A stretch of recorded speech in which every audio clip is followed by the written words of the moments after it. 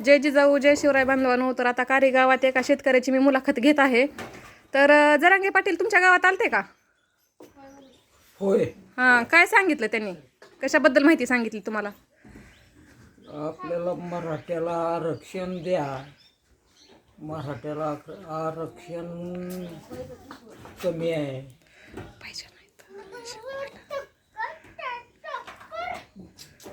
आरक्षण द्या मराठ्याला, मराठ्याची लेकरं पोरं शिकून पडलेली आहे ती, त्यांना नोकऱ्या नाही त्या.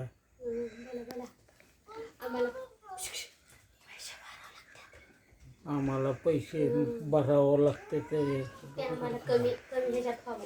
कमी ह्याच्यात हो. आमच्या पण पोरासाठी भरतीत घ्यावं, शिक्षणात घ्यावं. बोला. आमच्या पोराली शिक्षणाला हे होते, आडवं येते, शिक्षणाला सवलत द्यावी.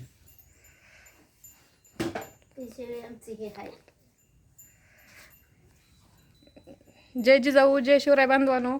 तर बघा, ही एक शेतकरी बांधव आपली म्हणजे व्यथा किती मांडतंय आणि दुःख किती आहे ही तरी आता सरकारचे कान उघडले पाहिजे आणि डोळे देखील उघडले पाहिजे.